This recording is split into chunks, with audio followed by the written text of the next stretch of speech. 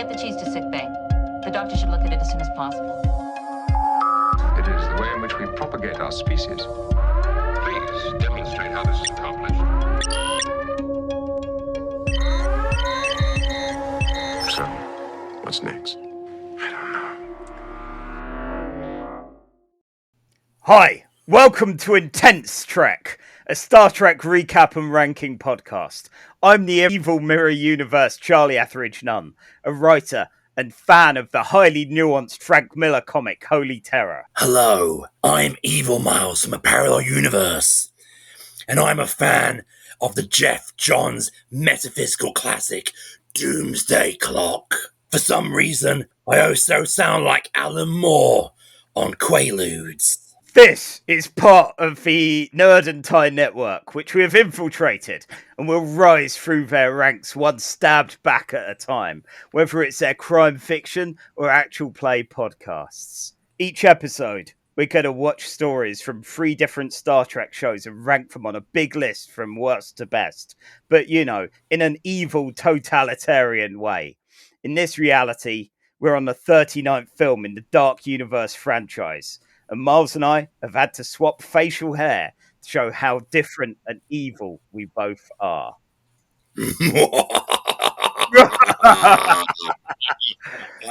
Oh, God. Oh, God. Miles, I can't do it. I can't keep that up. What? No, Was that Alan Moore? Oh, that was amazing. Right. I used to practice my Alan Moore impression at Starbucks. Oh, good. Good. Is this why you got such glowing reviews from customers? Oh, well, that, and every time they asked me where my accent was from, I would tell them either eBay or Grindr. Okay. Well, you've probably figured that out already, but we are Casual Trek, and we're going to be talking about mirror universes today. But before we go on, to make sure that we keep things casual, Miles, what non-Star Trek thing have you been enjoying since we last spoke? Earlier this year, I started watching the acclaimed classic 70s TV series MASH, which I've restarted my first season rewatch, and it is great fun.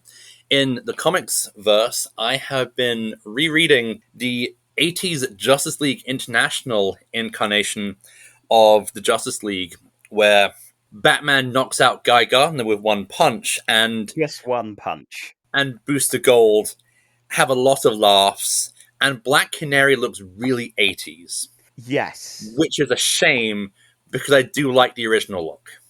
Well, yeah, who doesn't? JLI is a really interesting one. I got into it only because the most curmudgeonly colleague of mine at Dave's Comics when I was working there, Hugh, he helped me find the Keith Giffen Legion of Superheroes issues, and then was like, have you heard of this? Like, they did Justice League, and I never paid attention to Justice League, and he managed to find me cheap copies of the entire JLI run, and it's so much fun, but it's also, when it gets dramatic, when it gets serious, it can be heartbreaking. Oh, yeah, like, I read a lot of these comics as a kid, because back in, like, the 80s and 90s, I think it was Fleetway released monthly, like, DC comics, like Superman, Batman, like a one called, like, DC Action, which had, like, New Teen Titans. And this, I think this is like in the post-crisis. I think it was in the Superman one. They would have a Superman, John Byrne, Man of Steel era reboot story and an issue of JLI. So, like, the first time I've ever experienced a lot of these characters, it's stuff like where they're fighting the Gray Man. And I have no clue who the Gray Man is because, like, you know, when you're a kid, you think Batman villain, you know, you think like superhero villains like the Joker, Lex Luthor, Brainiac, the Gray Man, a guy who looks like Harlan Ellison in a turtleneck. The worst thing is, you mentioned the Grey Man. Suddenly I remembered it, and I was like, actually, this makes villains from the New 52, like Mr. Graves, suddenly feel like they've got a place, as rubbish as Mr. Graves was. But yeah, it was a good fun run. So how far through? Like, that's on the video for this, you've waved the book around, and it looks phone book thick. It is phone book thick. It says here it has the first 17 issues, 2 annuals, and a tie-in issue from Suicide Squad, where none of the characters everyone knows from the movies, with the exception of Rick Flag, Deadshot, and Amanda Waller, actually appear.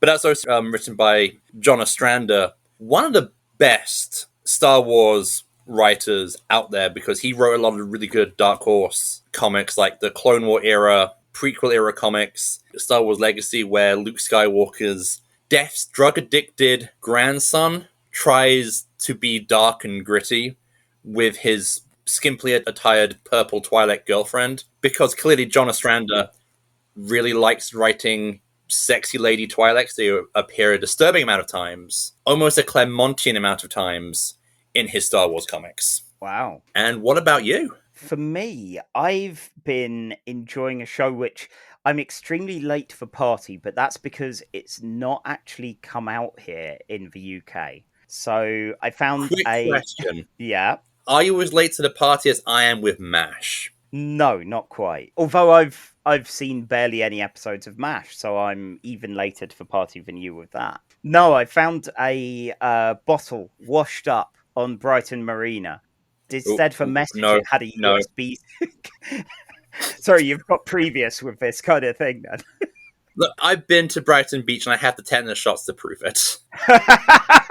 Well, yeah, which is why I felt relatively safe in opening this bottle and finding a USB stick with "Our Flag Means Death" on it. Oh, nowhere has it over here. I thought HBO Max was like available in the UK, or am I completely calling an American and not paying attention to how things work outside this country? Oh man, HBO is the weirdest over here because it's been a lot of the shows are sliced up and put out all over the place. Sky/Now have the majority of the HBO content, and for some reason, Our Flag Means Death hasn't been on their roster of shows, which is annoying because I saw all the discourse about it. I saw everyone going, "Oh my god, this is an amazing show. The cast are all really fun. The comedy is really good." And everyone shipping Steed and Blackbeard like crazy. And watching it, I had that trepidation when someone recommends something to you. You know, like inevitably when someone goes, "Oh, have you seen The Wire?" And it's one of those shows, much like The Wire, where you go, "Sorry to inform you, it's actually really good. Like, don't worry, you won't get like." I thought I'd get let down and go, "It's been hyped so much that it can't meet my expectations. It can't be as good as all of the frothing, all the raving about it." And it's really good fun. The show's by Taika Waititi, who's got a good pedigree with things like Flight of Conchords, doing Shadows, and it's a really fun tale about pirates who are rubbish, frankly. Like, even the ones trying to mutiny against Steed, who's a kind of a rich boy who wants to be a pirate with no competence, just a lot of money, and no real clue about what he's doing. And all of his crew, even when they're talking about mutinying, kind of know they've got a good thing going, and they're not very good at piracy either. So they've all kind of fallen into being gloriously rubbish together. The ship scenes, they look nicer than just being a set, even though that's what they are. But the LED backdrop screen makes it have a kind of hyper real, slight warm glow to it all. And yeah, if you're a fan of the level of piracy of your Muppet Treasure Island and all of that kind of but also with that like charming but occasionally wickedly funny what we do in shadows kind of humor, it's just so much fun. I need season 2 to be out, and I'm probably going to rewatch season 1 long before that happens anyway. So yeah, a hearty recommend from me with that. Okay, definitely I'll give that a watch next time I'm taking a break from HBO Max because, to save pennies here and there. Yeah. And hopefully there's still an HBO Max when I come back round to it, given all the HBO Max timely controversy which is going on at this moment of recording. Yes. By the time this airs, which is, I think, late September, early October. Yeah, if there is an HBO Max, will be a surprise. I do wonder if they will have found a way to retroactively remove all records of every show that they've had from Time. So yeah, that's weird with them. But yeah, without further ado, we have some Trek to deal with. And I've never been a fan of the Mirror Universe episodes personally. I don't know if you've probably experienced more of them than me. I've seen, I think, all of the DS9 ones over the years in whatever order they aired on television or in the unlabeled VHS tapes I had in a bin bag. I hadn't seen the original series one, and then I got really bored with Discovery and there what felt like half a season but has turned out to only have been like 2 or 3 episodes. What did you make of Mirror Universe? Actually, one of the very first experiences I had with Trek in the 90s was a Mirror Universe comic book story. I know in the calibration episode I mentioned the Trident Comics Star Trek comic, which was briefly out during the popularity of the films and TNG, and I had I think it was either issue 3 or 4 of the Mirror Universe saga, originally put out by DC, and that was called The Tantalus Trap. And that it was that and a trading card which had the synopsis of Mirror Mirror.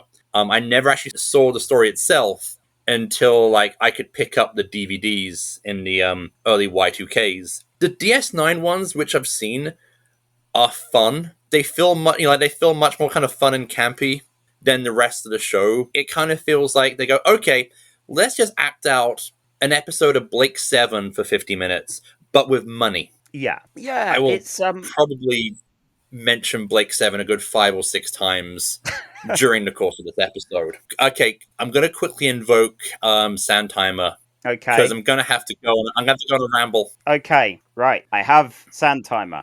Ready? Ready. Go. Okay. Blake 7 is a late 70s, early 80s space opera put out by the BBC. It unfortunately came out a year after a little film called Star Wars and had about 1 quadrillionth less budget.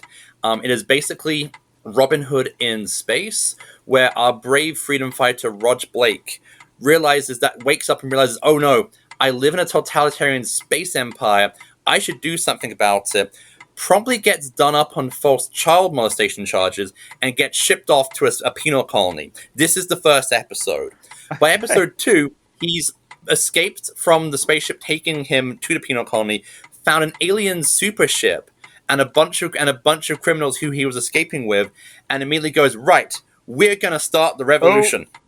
Show Time up. Alternates. Time up. Time up. The show alternates between. Oh, fine. Yeah. I will invoke Santana for you later. What, part 2 to try and cheat your way past? But this is the evil. This is the evil episode, so therefore, basic human Sandtimer morality no longer applies. Oh God, right. So, first up, thinking of old television shows, we have an episode from the original series, season 2, episode 10, titled Mirror Mirror. This aired on the 6th of October 1967, written by Jerome Bixby, directed by Mark Daniels. And we have a couple of hits here. From the UK, we had the Bee Gees with Massachusetts. Not one of theirs that I know, actually. I know maybe 2 or 3 Bee Gees. Yeah. What little I know about Massachusetts is Emma Frost's Academy, Gilmore Girls, and Lovecraftian horror. So I assume it mixes all 3 of those somehow. All I know of the Bee Gees is the soundtrack to the far more depressing than you would expect film Saturday Night Fever. Yeah, it is a bit. Which even Werner Herzog would probably watch and go, that is too much for me. Yeah, it's a bit rough. And the US had the box tops with the letter. Often I end up watching or finding videos for any of these where, at least for more recent ones, because I'm old and don't know what modern music is, but I've realized I've failed to do so backwards in time and just assumed that I know what historical music is. Alas, I don't for this. But that places No. us in the pop cultural landscape for those who know. And now I have my 5 minute timer ready. And Miles, I believe you're the one recapping Mirror Mirror. I am. Excellent. Well, Okay. ready? Engage. Right. We open with New York City's Theatre in the Park's performance of I, Claudius. Just kidding. It is Kirk, Scotty, Bones, and Uhura talking to some idiot in a chair dressed in Roman garb for some reason. This planet has a lot of dilithium, but they're not going to give it over to the Federation because the Federation can use it for less than peaceful purposes. Kirk's reaction is okay, fair dues. Not a fan of this, but we respect your right to say no. And the Roman guy says, with your superior firepower, you could just take it by force, to which Kirk goes, we're Starfleet, that ain't what we do. There's a bad kind of space storm. So he tells Spock to beam him up off the planet. There is a accident in the transporter, and Spock stays back. Kirk, Scotty, McCoy, and Uhura get teleported to a different Enterprise wearing different clothing. And Spock, wait, hang on a second, can Vulcans grow facial hair in the space of minutes? No! It actually might be an evil Spock. The Roman style salute kind of gives it away. Turns out they're on the ship of the Enterprise of the Terran Federation, who are a bunch of marauding space fascist bastards who have basically been conquering and sleazing their way around the universe. Kirk is under orders to get that dilithium, but Kirk immediately goes, okay, we're in a parallel universe, but our basic morality still applies. So we're going to try and make sure the planet doesn't get blown up. Meanwhile, as they make their way through the evil Enterprise, Kirk is jumped by evil Chekhov, who has a gang of thugs, because apparently in this mirror universe, if you kill someone, everyone else automatically goes up one step in rank. This, by the way, was how I became a supervisor at Starbucks. Kirk is able to beat off Chekhov, while Uhura is being touched up by a very scarred and very sleazy evil space Sulu. They're trying to find a way back home using the transporter, and Scotty and Bones are working on that. At the same time, Kirk is trying to make sure that he doesn't actually kill everyone on the planet, despite that he has been ordered to by the Terran Federation, and his dithering has made Mirror Spock kind of suspect. Mirror Spock still feels some sense of friendship to Kirk. Also, he doesn't want to be captain of the ship. He likes being second in command. And so when the Terran Federation tells Spock, hey, if Kirk doesn't do this, we order you to kill Kirk, and Spock decides to kind of loop Kirk in on a text message saying, oh, by the way, our bosses want me to kill you. Kirk, meanwhile, has discovered that his counterpart has two things that he doesn't have. One is a semi-dressed space concubine mistress, the captain's woman, and an alien device which can kill and observe called the Tantalus machine. Kirk really, really wants out, and so they plan their escape. But evil Spock, with the beard, finds out what they're planning and jumps them. But Kirk, in a fistfight which is replaced by their stunt doubles, is able to defeat Spock, but Spock is badly wounded and could die. Scotty is just completely ready to nope out the situation, let Spock die, he's not our Spock. But Bones goes, I'm going to do a Starfleet, and I'm going to help this guy who looks like our Spock but is not. So he stays behind to help Spock. Spock immediately recovers and does a mind meld with Bones, finding out what's going on. He confronts Kirk in the transporter room, about to escape, and is prepared to arrest him, but Kirk says, Spock, in the time I've been here, in this world of brutality and distrust and murdering your way to the top, it's not really an efficient system. How long do you think it's got on it? And Spock goes, I think the Terran Federation has like 250 years left on the clock. And Kirk goes, what if you could change it? What if one man can change the system? Oh my god. You so close. felt So close. So close. Okay, I'm sorry to stop you mid speech, but okay, there we go. That's 5 minutes. Let's see how much over you go. Okay, so Kirk says to Mirror Spock, what if one man had the power to change things for the better? What if you had this really cool alien device called a Tantalus machine, which will allow you to get in control and thus be able to get in a position to make all the reforms? Mirror Spock goes, I'm not sure, but I'm going to subscribe to your newsletter at best and consider it. Meanwhile, scarred Sulu bursts in the transporter so George Takei can finally kill Shatner under the pretense of having to kill Kirk for the evil Mirror Universe bosses. But Sulu's henchmen get killed by the Tantalus machine, so Spock gets first-hand experience of the power of the Tantalus machine. But, realizing he needs his Kirk back, Spock, at the end of the day, helps send our heroes back to the Enterprise. But what happened to the mirror counterparts of Kirk, Scotty, Bones, and Uhura? Well, they turned up and within 5 minutes got promptly thrown in the brig. Because Spock just saw through them immediately, because I don't know, Kirk probably tried to hump his chair.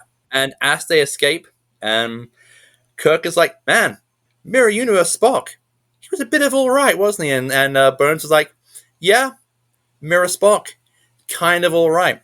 But then the door opens and the Enterprise's new female yeoman turns up, and it's the same woman who was the captain's woman in the alternate universe. And so the episode ends with Kirk about to kind of do something which HR will frown upon, and as the credits roll, you can basically see him walking up to her, about to do his best, ladies. And with that, we say goodbye to Mirror Mirror. Okay, that's 2 minutes and 7 seconds. To be honest, I thought somehow you were going to pull it out within like 5 seconds of that, but yeah, there was still a bit to cover. So like Mirror Kirk and Scotty and Uhura and Bones, they come from a society where backstabbing is constant. No matter what, you just do a murder and then rise up the ranks, and that's fine. I'm guessing they didn't really have any training on actual espionage or anything like that. No, for okay, I'm going to say that the Terran Empire, as presented in Mirror Mirror, doesn't look like it's based on Nazism or national socialism, fascism, but definitely more Roman Empire, and very much what Western pop culture kind of assumes how the Roman Empire worked. It certainly seems like what the modern Tory party is basing itself on currently. Oh, definitely. And as I remember texting you saying, this is a really inefficient way to have an empire work. Then I realized, then as I was thinking about it yesterday, I think that's the point. I think we're meant to see that this society doesn't work because, like, when asked, Spock goes, 250 years tops.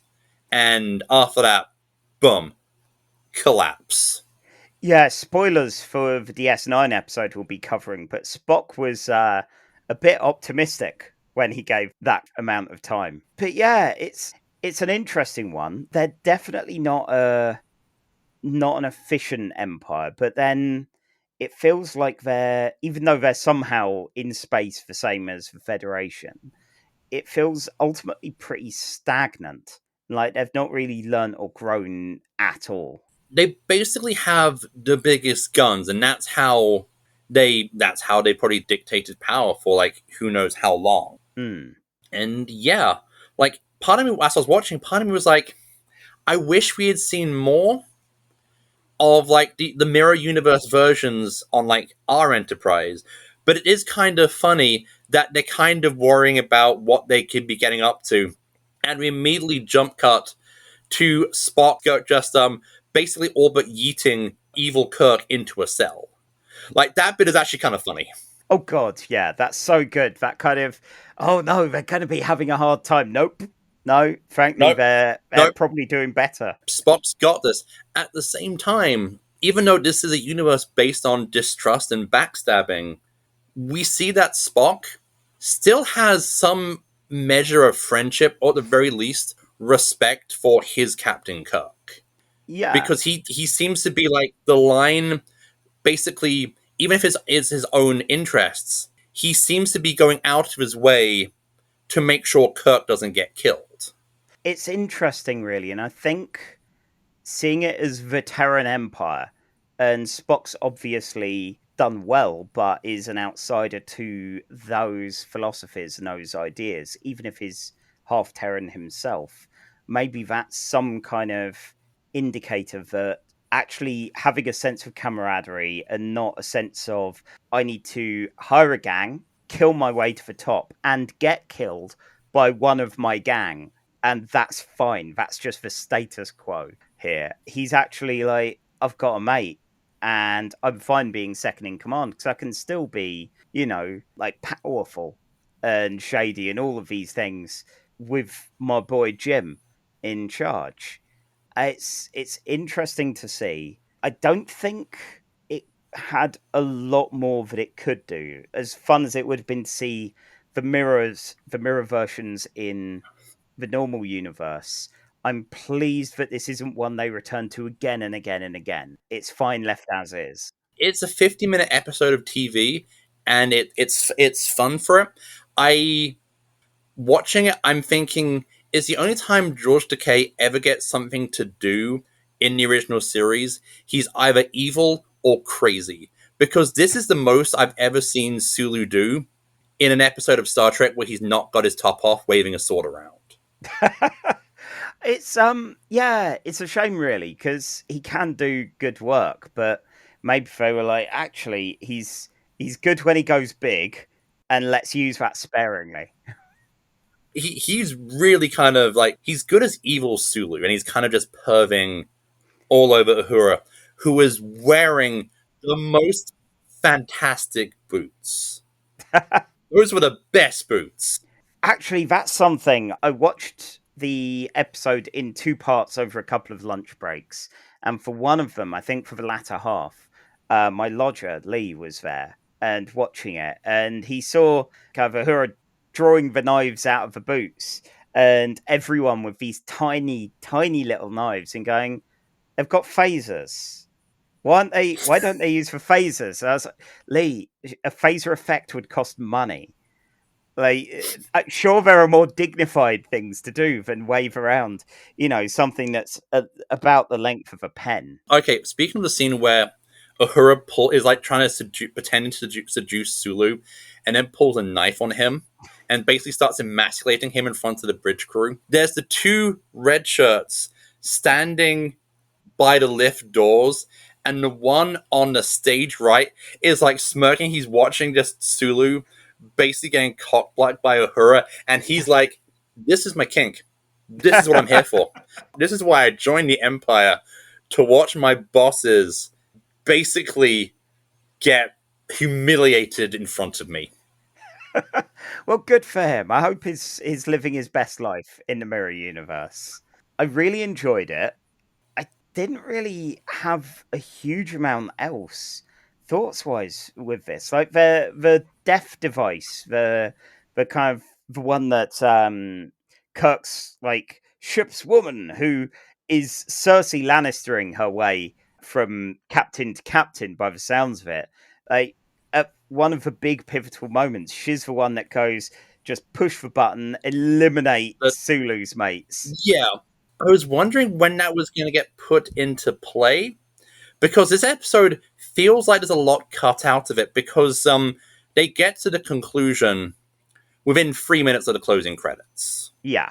Like, even for Star Trek, that's really pacey. Yeah, it definitely moved at a clip, even if I had to do it in 2 sittings. It still kept momentum in a way that I'm not used to with the original series. Yeah. Like, it's good and fun. Like, I think they've definitely have gotten... They've worked out the formula. Like, the majority... Like, I've not seen much of season 2 going on... Like, season 2 onwards. I mostly have seen most of, like, the first season, where it's a much more slower paced show, and they've not kind of, and you know, like, I think, like, with the stuff I've seen with season 2, it is the much more kind of action adventure-y show, and this one moves at a bloody clip. Yeah, so for me, I think it's probably the strongest out of the proper original series episodes. Yeah. That's definitely going to come into a factor when we bring it to the big board, where... And it murders its way onto the list.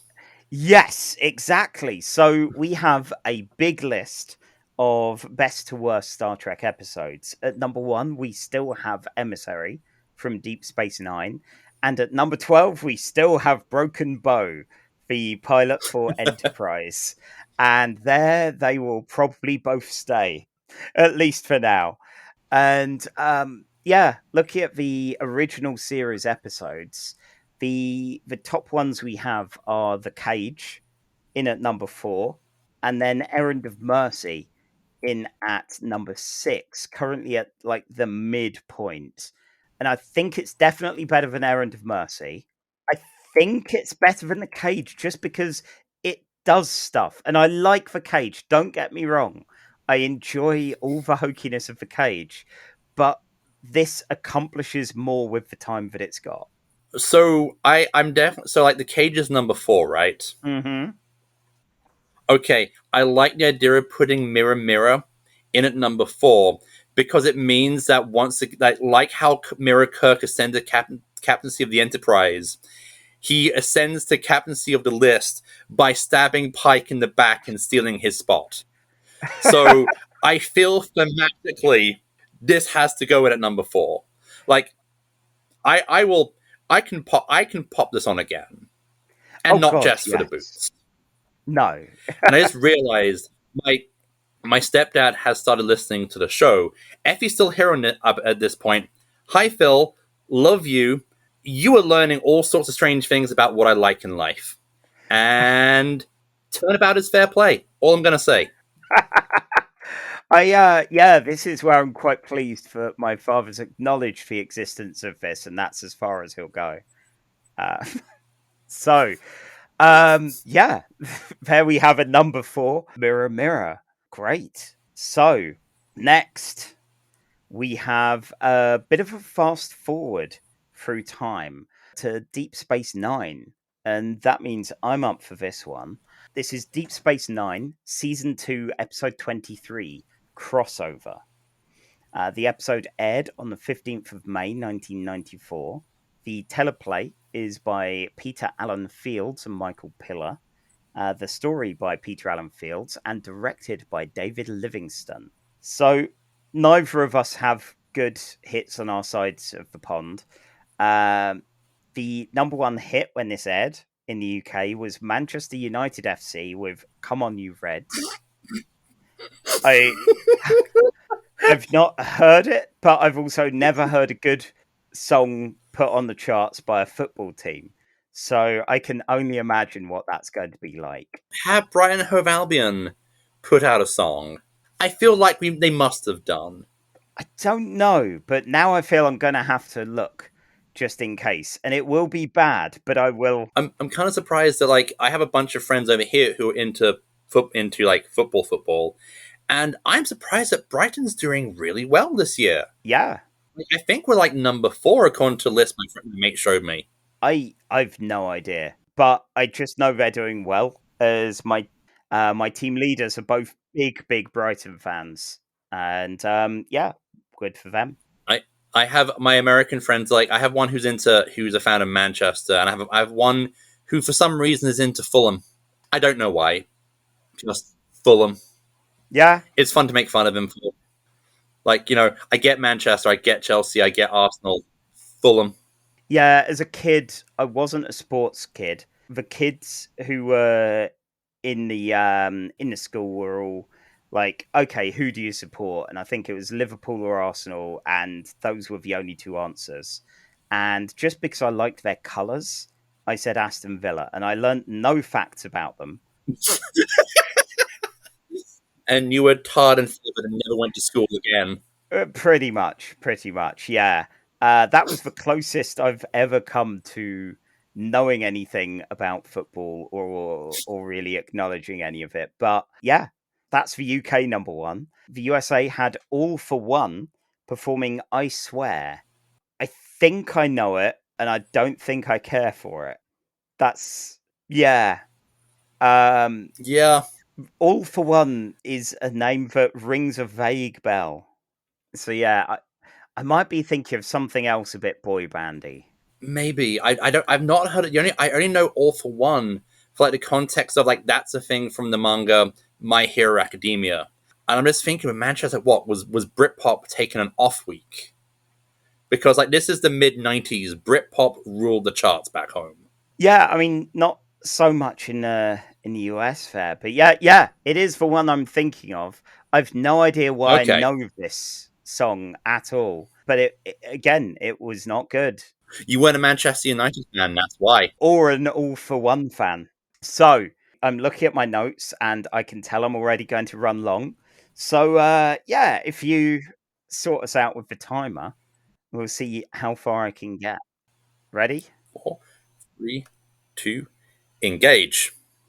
So, Deep Space Nine crossover. We cold open with Julian Bashir being an incredibly rubbish passenger to Kira Nerys in a runabout. He's interrupting her meditating. He's trying to play with the music that they've got on there. And of course, he's kind of flirting, but only if she's into it. Otherwise, this totally isn't flirting. But do you want to go to dinner? She does not, and is probably incredibly thankful when the wormhole opens up, starts going all weird, flashes about a bit, and I get the feeling the wormhole's having a real backlash of secondhand embarrassment for Kira. Once the wormhole closes and they're spat out on the other side, something is wrong. The station's not there, but instead, apparently it's orbiting Bajor. There are some Klingons who beam on board and are immediately terrified of Kira Nerys. They offer up passage to Bajor and to Terok Nor instead of Deep Space Nine. Something weird's going on here. When Julian and Kira arrive, they're instantly confronted by a decidedly un-Taylor-like Garak and by evil, sexy Kira Nerys, which does beg the question, did Chris Claremont write this episode? After the opening credits, we learn this is the Mirror Universe again, far more forward than any of the episodes that have been shown so far. Terok Nor's a Bajoran station, and it's part of not the Empire, but the Alliance. Terrans are now slaves who are thrown around into mines and have been overthrown. Speaking of which, that exact thing happens to Julian. He's thrown to Odo and his mining team, and he gets slapped about a bit, which he could probably do with. And Kira is given a bit of a tour by Mirror Kira, who is far too intrigued by the possibilities of another version of her being around, and decides to keep Kira kind of as a friend slash pet slash we could do a princess switch kind of thing. Kira explains there was a guy called Kirk, and our Kira has no idea who that is. But anyway, Kirk moved over to the Mirror Universe and inspired Mirror Spock to change his ways. You might remember that from about 15-20 minutes ago on this podcast. The Terran Empire became peaceful and weak enough to get overthrown by a Klingon-Cardassian alliance. The Bajorans, who were Terran slaves, got in on this, are good friends of the Alliance, and have put a big weird flag everywhere that kind of looks like if Cthulhu was looming over the Klingon flag. Mira Kira doesn't know how to send Kira back and isn't really keen on doing that. Instead, she wants to do her a solid and keep her alive, just murder Julian. Kira asks, instead of doing that, could you just treat Julian like shit for a while? You know, it's good. It'll build character. And I love that Kira isn't just playing at standard interdimensional playbook here. She is fine with a lot of this. Kira does find Julian in the mines and explains the whole Kirk thing. Julian has heard of him, having obviously read enough biographies to think he can do a Kirk, and he just never quite gets that ability in him.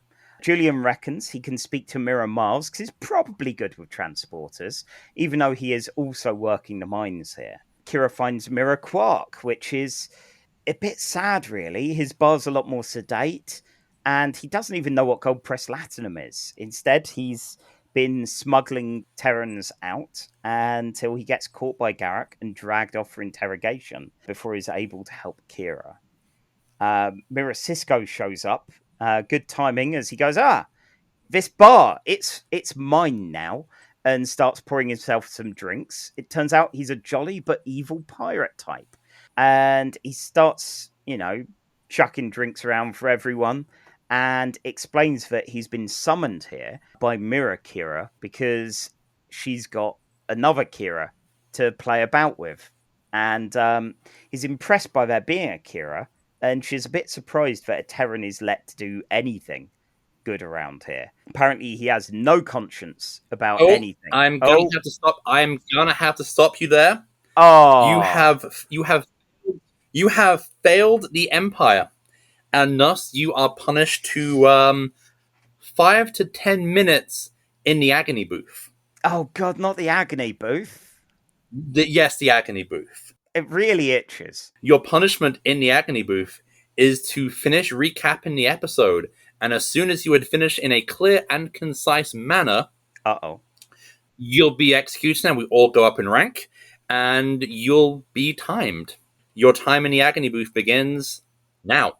Okay, yeah, so Sisko, he's a bit of a dick. When Miles is trying to keep the station from blowing up and falling apart, he's dragged off by Sisko, who keeps calling him Smiley and loves his disdain, wants him to stop bother keeping the station working because he's got a ship to look after. Mirror Kira runs a bath, summons both Mirror Sisko and OG Kira, probably for some kind of interdimensional threesome, but she's also got the matter of Kira trying to acquire a transporter to get home, which is incredibly impolite because she's got a party planned to do a whole, hey, look, we're twinsies kind of thing. I guess that's how they entertain themselves here. Also, it's dropped in just quickly that transporters have been reconfigured post-Kirk to stop interlopers coming in from other dimensions. Quark's brought in to be shown off in a kind of, hey, he's the one that was trying to get you transporters. He's fucked now. And taken off for a quick death in that sort of Mirror Kira switching it on and off the charm of going, hey, we're going to have a party, murder this Ferengi. So, the party then, kind of way. Kira warns Bashir that, gone ahead of myself there a step.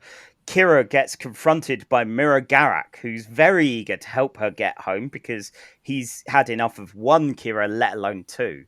Instead, he wants to disappear Mirror Kira and have the original one pose as her to say, I'm retiring, give all of my stuff to Garak. I'm honestly not the other Kira that everyone knows about. Turns out Terrans weren't just the bad eggs here. Instead, aliens are also pretty bad too. Oh, and if she doesn't go along with Garak's plan, then Julian's going to get murdered. Kira tries warning him and goes to Sisko as well to try and play on his conscience, which he doesn't appear to have. She does mention about how shit everyone treats Terrans, and every time we see Sisko from here on out, he starts noticing more of that himself as well. We have the big party. Kira's here in a blue dress, which seems incredibly not like what we've seen Mirror Kira in so far. But she's welcomed by Garak. Mirror Kira arrives in the same dress and, is here for wacky hijinks until, Sisko starts watching Klingons imbue a Terran, and that drives out his mood, is a bit peeved. At the mines, everything goes wrong. O'Brien trying to fix the station repeatedly. Turns out he needed to fix the goddamn station because it's all starting to go awry. Things are falling apart. Julian and the miners all see this as an opportunity to escape. Julian grabs a gun and fucking murders Odo. Like, I know this is mirror Odo, but he pops. He pops like a weird goo-filled balloon. He explodes. Bloody Jesus. explodes. Wow. Odo explodes. I mean, I'm pleased that the original Odo won't die like this, but it's interesting to see how an Odo dies. What? I bet that got cut on BBC Two. Yeah. I bet the part where Odo explodes got cut on BBC Two. I don't remember seeing that. But yes. Anyway. Okay. Julian is fleeing through air ducts because, you know, you're doing an escape, you need to follow a theme. He finds Mirror Miles, who is genuinely just trying to do his goddamn job. Julian gives him a bit of persuasion about how good normal Miles' life is. So, you know, 50-50 truth and lies, ultimately. They're both caught. Mirror Kira is very disappointed in them both for everything that's gone on, especially the Odo death. So she orders both Julian and Miles to be put to death. But what's this? Oh my God, Mirror Cisco. He's grown a conscience. He rebels. He's like, oh no, this is really rubbish, actually. Treating every Terran like this. Pulls guns on Kira and the others, as do the rest of his crew. He runs off with them, decides, I'm going to side with you lot. I'm going to make a resistance. Smiley, you're coming with me, which is frankly good because otherwise, Miles would have gone to the original universe to see what things are like there, and that would have just been a bit awkward. So they fly off to be pirates together. Julian and Kira fly off back to the wormhole, where they are shot up mildly by Klingons, but they make it through into the main universe, where everyone is worried about them. They've been looking for a little while now, and yay, they're back. The fairly abrupt ending. All right. That was 5 minutes 20 seconds, but I'm gonna perform a unevil act of charity and say it's 4 minutes 20 because we did spend about a minute repeating Odo fucking explodes ad nauseum for a minute, so I'm gonna give you that. But still, I knew it was going to cost me time, but Odo fucking explodes. What? I know Mirror Universe people kind of die in this, but Sulu at least just got vanished by a death machine. Like, Odo no, Sulu didn't get vanished by a death machine. It was his mate. Sulu's high goons got vanished. Sulu was emasculated further by basically saying, "You're not worth Tantalus trapping." Oh, I mean, to be honest, he kind of was. You know, he did deserve it. But yeah, Jesus, that was raw. I didn't expect to be as affected by Odo getting butchered like that. That's definitely something that was cut pre-Watershed. Yeah, it must have been. Okay. Oh my word. Egg timer. Okay. I got quickly egg timer. Okay, egg timer. For our American viewers, in the UK, we have something called the watershed, which means that before 9 p.m., you cannot show certain levels of violence, sexuality, or bad language. This leads to post-watershed, where after 9 o'clock, where in theory, any impressionable children are in bed, it's violent, swearing, and sex o'clock after 9 p.m. on British television. Yeah, well done. And before the timer ran out. Yeah, I keep forgetting there's not such a thing over there. Yeah, it's weird. Once I was in my parents-in-law's house, and it was a Sunday morning, and they were showing Shaun of the Dead on like Sci-Fi Channel, but they were blanking out all the swearing. All the swearing was blanked out. The parts with the zombie and gore isn't as weird. Yeah. So this episode feels so different from the other Mirror Universe episodes just because it's so far along in the timeline. And I know that the DS9 crossover episodes, there's going to be multiple of them, and things change fast. in there. But I'm pleased I saw this one last, just because it was odd how different it was. This is where the Empire's experiment has failed. It was never good to begin with, but this is just proving it was a rubbish idea. And unfortunately, the people that came along afterwards only knew how to behave in a kind of, well, that worked, so let's also be rubbish. Well, okay, it's the Cardassians and the Klingons, so even in the main universe, they're known for their cruelty and their unhandedness. So I feel like what we're seeing here is this is how the Cardassians are when they're in a decent position of power, which they seem to be very much not when you see them repeatedly through DS9. It's just like the main difference is the Bajorans are in a much better position, and I think that's really the big juxtaposition. Although I'm going to sidetrack, seeing Garrick look really butch in his bulky Cardassian armor. I didn't realize how bulky they make the costumes until I'm seeing Garrett not wearing his regular clothes. I'm like, you're butching it up, mate. Nice. Yeah.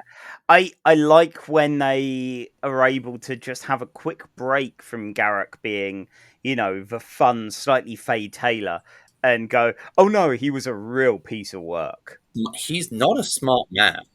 No. He is basically, he is Gul Dukat in this universe. He is essentially a sadistic, murder-happy thug.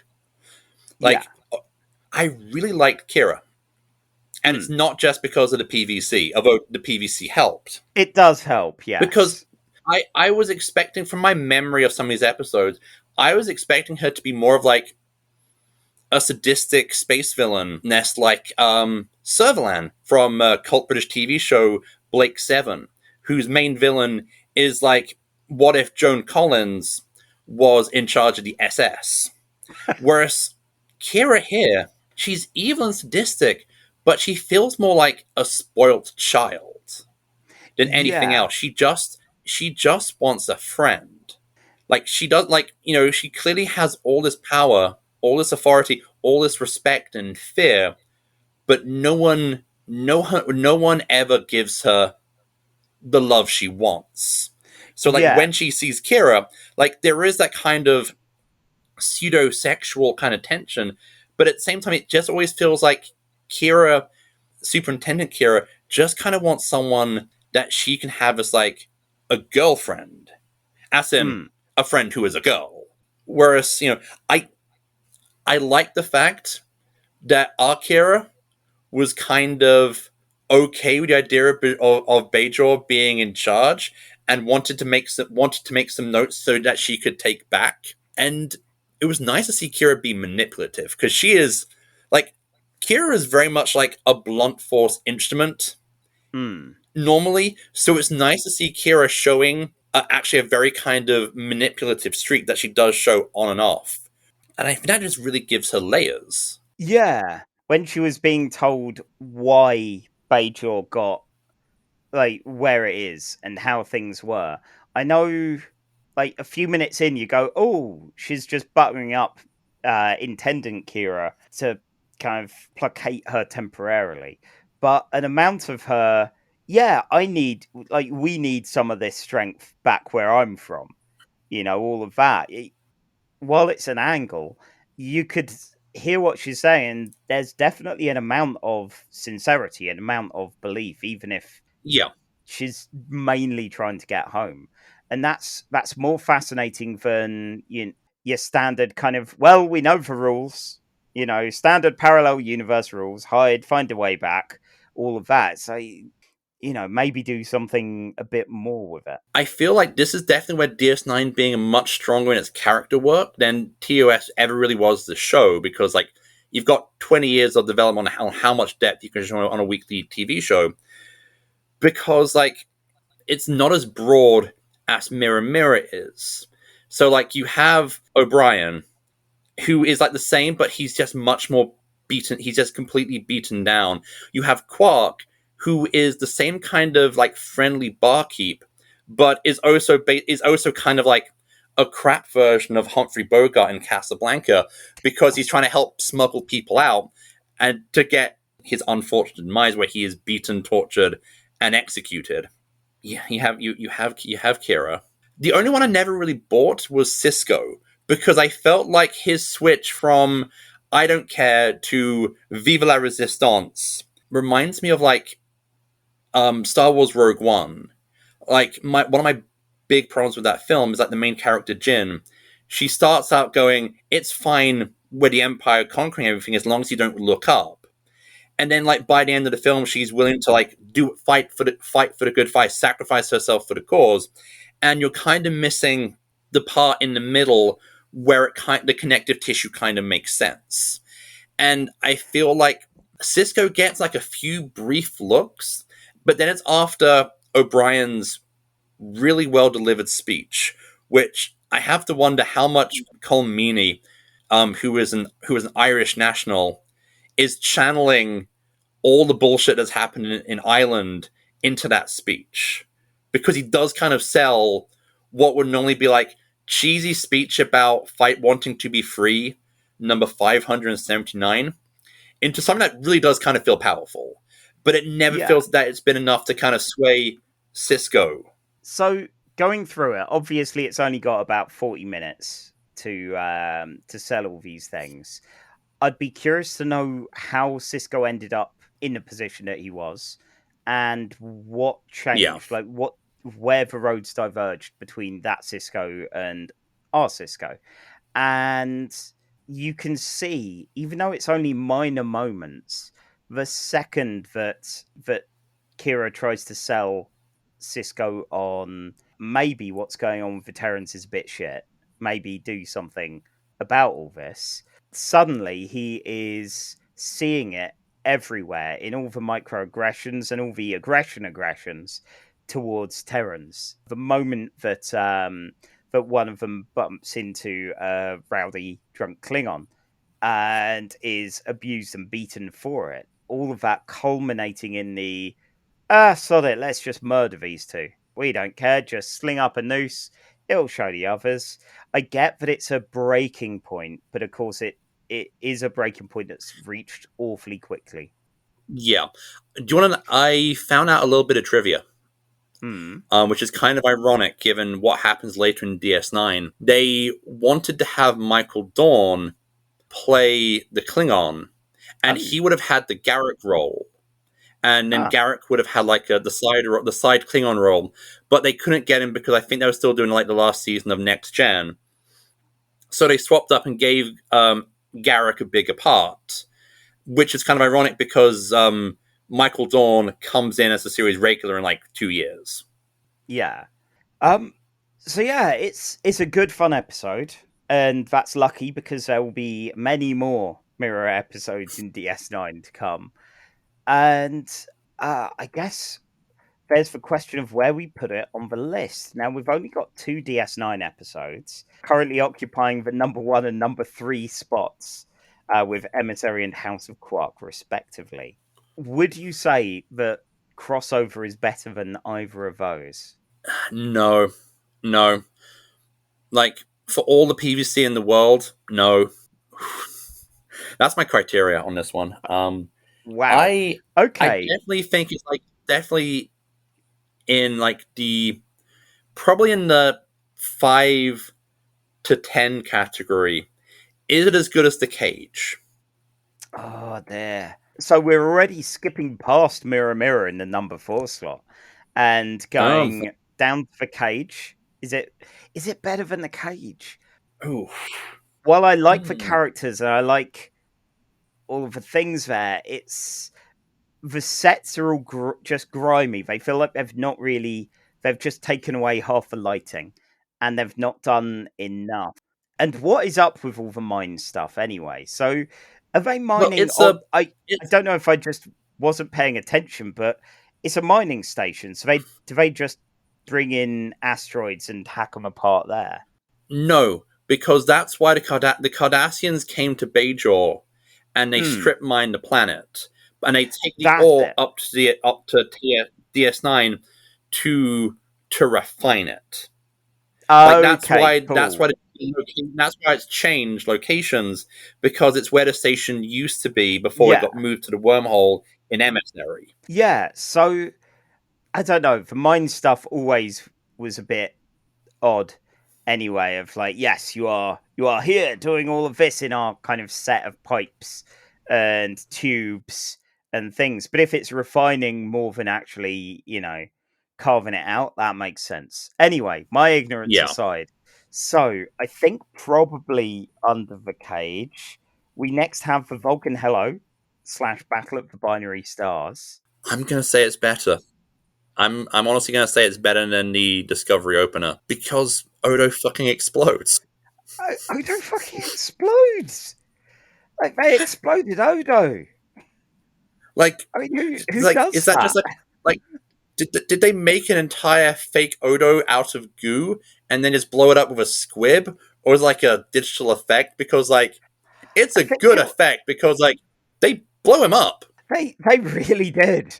Okay, yeah, I'm good with that there. So that puts it at the number 6 spot. There will be other Mirror Universe episodes for DS9, but none where they blow up Odo. Like, they shoot people, they stab people, I think, but they don't make a guy explode. Well, yeah, they love tiny knives, but apparently by the time you hit DS9 era, it's all about fucking exploding people. They have big knives. Like, Cisco has like a big bloody knife. I mean, you'd hope after like 100 odd years they would develop better knife technology, I guess. It's like Dune. Like, Dune is all about knives. No, but then they have reasons because of how personal shields work in Dune. Of course. But this is not casual Dune. I refuse to do casual Dune. No, let's never do casual Dune. Okay, right. So, our third episode tonight is Star Trek Discovery, Season 1, Episode 10, titled Despite Yourself. It aired on the 7th of January, 2018. It's written by Sean Cochran, directed by Jonathan Frakes, and somehow isn't named after a jazz tune, which I'm very disappointed in him with that. We've got an odd double bill of UK and US number 1 hits. The UK has the unlikely sounding team up of Eminem and Ed Sheeran with River. And the US has Ed Sheeran with Beyonce performing Perfect.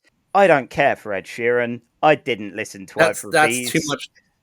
Like, all I know about Ed Sheeran is that one film, I think it was Yesterday, where like the guy ends up in the universe where the Beatles never happened, so he indulges in plagiarism, and Ed Sheeran plays himself. And that's too much Ed Sheeran. This is too much Ed Sheeran. I remember him briefly in Game of Thrones, and I've been subjected to him primarily from buskers, admittedly. And yeah, I don't care for him or for these. I miss Brighton. I miss Brighton. Like, now that you mentioned buskers, I just remember they exist. Oh my word. There are some, like Hallelujah is still the number 1 go-to for buskers, but I've heard sad folk indie sounding Oasis covers, which was bad. I'm a man of peace, but given a suitable size rock, I would have thrown it at the man. Anyway. Threats of violence against an unknown busker aside, let's find out what Despite Yourself is all about. So, if you're ready, 3, 2, 1, engage. Due to shenanigans, the USS Discovery has spore drive themselves into an evil mirror universe. They discover this by finding themselves in a debris field, and with ships that shouldn't be there, and they get attacked by a Vulcan ship. They find a black box from one of these blown up ships and discover, oh wait, we're in an evil fascist universe. Ope, as we say in Wisconsin. They discover who they are, and they find out the Discovery is led by the evil mirror universe version of Tilly, who in this universe, the signifier of evil isn't a goatee, it isn't a full body PVC catsuit, it's actually the hairstyle of soccer mums who complain about their drinks at Starbucks. So we know that this universe is truly and irredeemably evil. So they discover that the events of a previous episode, which hasn't been covered by us from Discovery, still happened, and that a previous incursion has occurred with a ship called the USS Defiant, not that USS Defiant. Lorca makes everyone dress up as fascists and tells them that they have to put their best fash on in order to survive in this cruel, wicked universe. It might be that he's actually evil from this universe, and we'll find out in a couple episodes' time.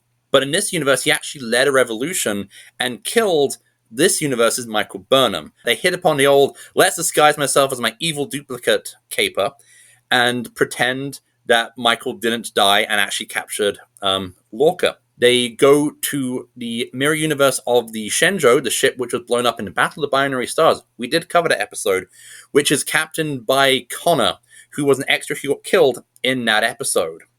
Michael, Michael, the guy who's actually a Klingon, whose name I've forgotten. Ash Tyler.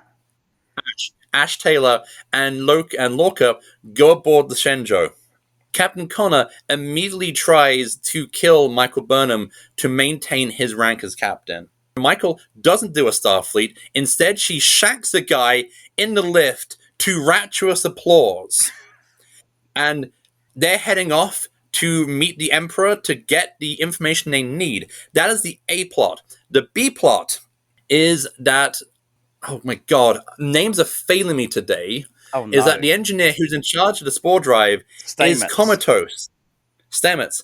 And his boyfriend, the doctor, is looking after him. At the same time, Ash Taylor has been having some issues. Again, flashbacks of stuff he doesn't remember happening. It turns out that actually it's not brainwashing. Oh no, he's actually a Klingon surgically altered to be a human, and he responds to this quite naturally by snapping the doctor's neck in some unintentional act of burying your gaze.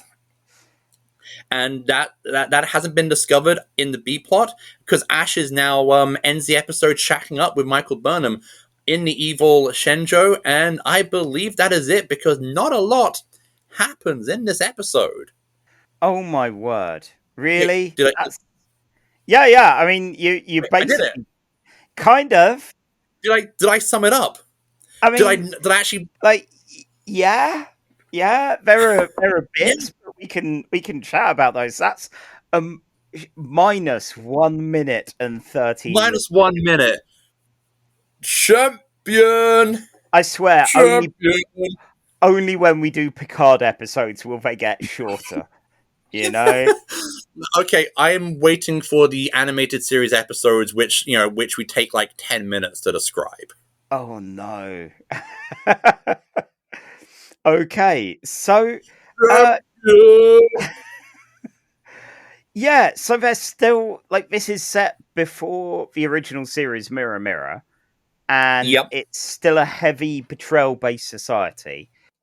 And yeah, there's mention of an emperor who we don't see in this episode, but is gonna turn out to be, God, I'm being Philippa Giorgio now. Yeah, Giorgio, who Michelle Yeoh.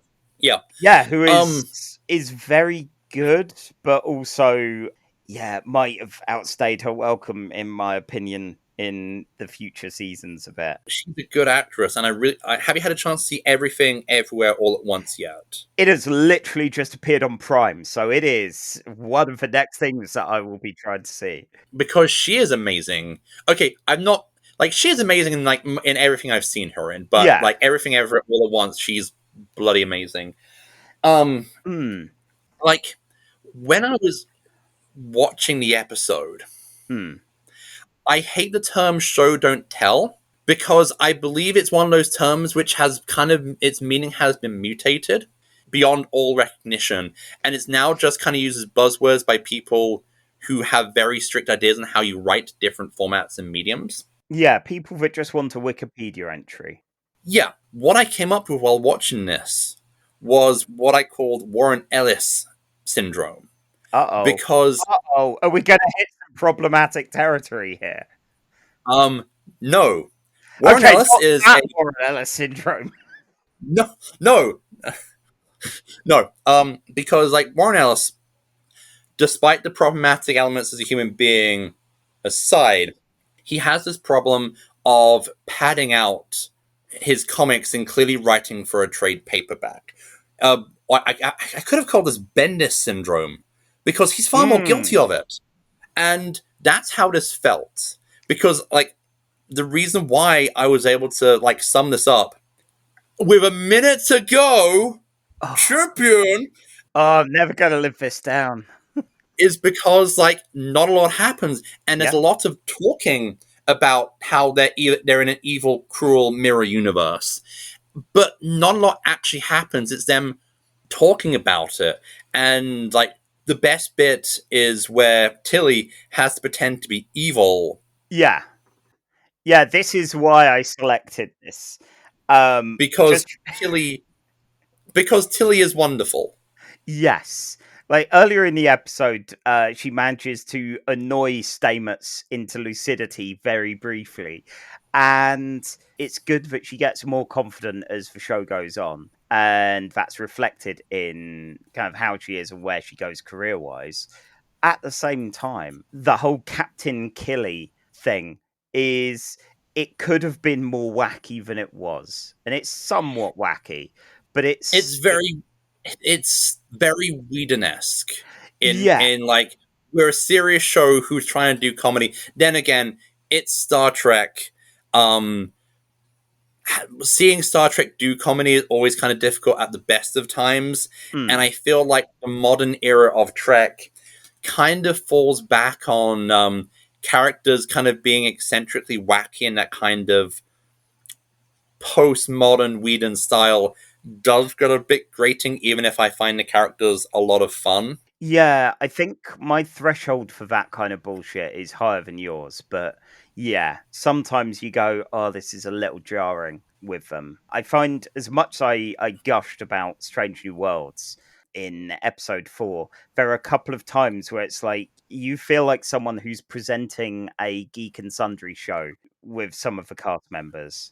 As much as I like Nurse Chapel does kind of fall victim to this most in that show. But we're not here to talk about wacky dialogue. Okay. So the Ash Tyler thing, right? This is the exact point that my partner gave up on Discovery. The murder of Culber. And the kind of... Oh, so yeah, you're just gonna arbitrarily murder one of the gay couple in this episode. The first canonical main character gay couple. It's like the first queer relationship in the show, in like the TV franchise. And they're great, Culber and Stamets, and the plot as it goes on recovers, but is still recovering where I'm at halfway through season 4, you know? And for Ash Tyler, who I don't care for, I've said this before about him, I find him, when he's human, extremely uninteresting. And then with the Klingon stuff, there's a little bit, but not enough. Oh, and the other thing from that episode, that Strange New Worlds episode, how did I not mention a Summers family with their weird time-lost child? Anyway, we're nearing an hour and a half in on the recording, and I hope for your sake, audience at home, it's going to be cut down less than that, so I will not get on a Summers family diversion yet. Please, no, we don't have enough hourglasses for that. We really don't. 3 things I noticed, which is how, again, one is how, like, I believe presentation of gender has evolved from the 60s, where all the women in the Mirror Universe as seen in Mirror Mirror are all like sexy concubines. We've now reached a point where all evil women are basically kinky space dominatrixes. Yeah. Again, it's how I believe gender equality has kind of evolved, but at the same time de-evolved, because now we've gone from one extreme to the other. Yeah, well, maybe the Enterprise in Mirror Mirror is just an outlier, you know, because we've got the style here, then in crossover, and maybe there was just a brief blip. Maybe the Enterprise in Mirror Mirror was like the Golga Frincham B arc from Hitchhikers, where all the really dumb members of the Empire are stuck on a ship and go over there and die for the glory of the Empire and don't mess up our fun. That'd explain a lot. It would explain a lot. It But at the really same would. time, I feel like the Empire is presented here is presented as far more competent than it's shown. And I wonder if that's simply, it's like how the Empire in Star Wars kind of sometimes gets presented like 20, 30, 40 years on, is that as people who grew up with these franchises and are now writing them, they're writing these organizations as far more competent and cool than they're meant to be, and then unintentionally kind of going, hey, fascism is cool, we have order and the trains run on time. I mean, the space trains run on space time. Well, yeah, obviously. Yeah, it's a weird one with that. You don't want to go, oh yeah, this is all just a collection of doofuses who are all really rubbish at everything. But at the same time, a lot of really awful fascistic groups are a bunch of fucking doofuses who were addicted to all kinds of daft drugs and researching weird cult stuff and not Warhammer good. 40k is gloriously unabashedly dumb, and you've got people treating it like it's like serious SF. And my big problem with this one was that when you've got Mirror Mirror, where like Kirk and co are trying to do their best not to let people die to maintain their cover because they're still like maintaining their values. In this, Michael shanks a guy without hesitation. I mean, you can see the shock on her face, but yeah, the plot moves too quickly for that. Is that kind of like post Y2K, like is that kind of post Y2K, post 24 idea of sometimes you have to sacrifice your better morality for the greater good? Which I don't know if it's just kind of like, I've always wondered, like, given like some of the like behind the scenes stuff with Discovery, if this was kind of, they did the Mirror Universe to kind of get people interested in rewatching like just kind of saving throw of the story. If you know what I mean, like because like there's like apparently like a load of behind the scenes drama with Brian Fuller being on the show and then leaving the show. And like after like 6 or so episodes of like Klingon War, they jump for like the second half of the show to do the Mirror Universe stuff. Yeah. And it's much more serialized TV, so we're not seeing the full conclusion of the story. We're just seeing they're basically doing in 50 minutes what it took Mirror Mirror and Crossover like 5 to 10 minutes to do. Yeah. It's got a couple of charming moments. It's got some really dull ones and some bits and pieces that, it feels saved by the give everyone in the ship a makeover. Tilly needs coaching slightly on her lines, and Lorca is doing shocked Pikachu face a lot of the time, going, what? A mirror universe full of evil people? I know nothing about this, but also tell them these specific things. I liked his Scottish accent. Yes, that being the Scottish engineer felt very like, on the nose. But yeah, like, Discovery falls kind of like big plot stuff. The kind of sometimes where the big plot stuff kind of falls apart. I feel like Discovery sometimes works better with like the characters, with the kind of character stuff. Like it always makes sure that you have your characters have like a duologue like every few scenes to kind of make sure that we kind of feel for these characters.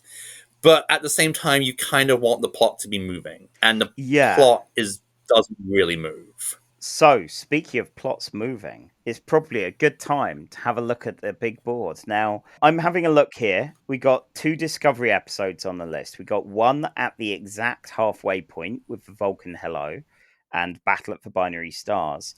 We got one at number 9, which is Through the Valley of Shadows. And I think Through the Valley of Shadows is better than this.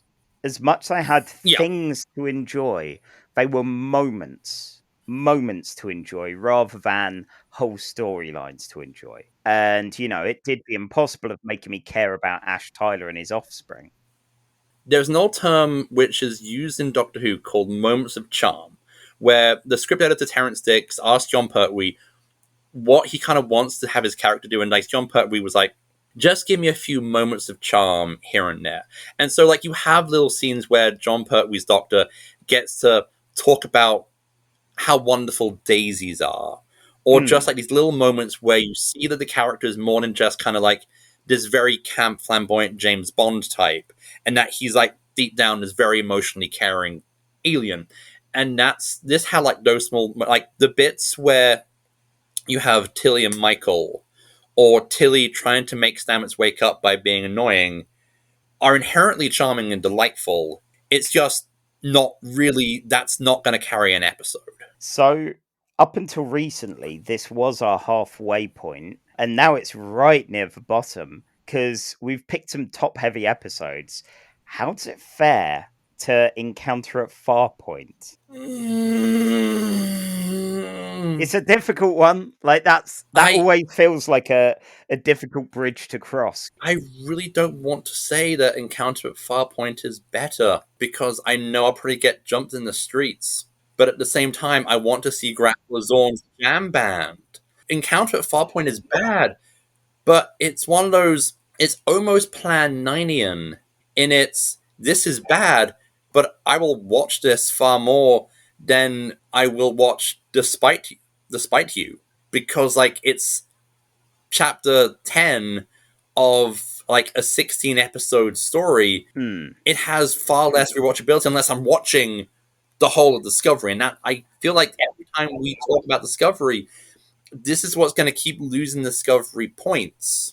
Like, I feel at some point we may just have to, when we talk about Discovery, have Discovery on its own list where we rank it, like a sub list where we rank Discovery amongst itself. I've been trying to compile the list of the episodes and combining like part 1 and 2s of things. And it's difficult when it comes to Picard and Discovery because of exactly that. There's no easy way to go, this is part 1 of 5 or anything like that. But yeah, Despite Yourself has good moments, but it doesn't have those character-defining moments that Encounter at Farpoint has. So I'm going to ask an obvious question here. Is it better than Strange New World, singular, with Enterprise, where Trip gets even more racist than usual? Oh, always. Yeah, good. Yeah. So this puts it at the number 12 spot on the list, which and that's is 12. That's 12 out of how many at this point? 15 now. This is 15 that we're at. So yeah, we're getting a sizable list. I'm going to have to add more numbers to the spreadsheet. That's how far we're getting now. Our list can now rent out 15 certificate movies from... Where do you rent movies now these days? Because, like, Blockbusters is done. No more Video Box. Oh, R.I.P. Video Box. Mostly just off licenses now. Yeah, I was there when they converted bit by bit, like slowly adding more booze and removing more VHS tapes and the occasional DVDs because, you know, they're keeping with the times, even as they were in their death throes. Anyway, this is not a Video Box podcast. This is a Star Trek podcast, and we are done with these episodes. So next, we just have to tell you where we can find our work. And you can always go to Ko-fi and to Casual Trek there if you want to buy us a coffee. That'd be nice, and help justify some of the expenses of mainly Paramount Plus, to be honest. So yeah, next time we're actually going to be doing something closer to one of the other fandoms that I have, which is horror. We're going to be doing some spooky tricks and treats for Halloween.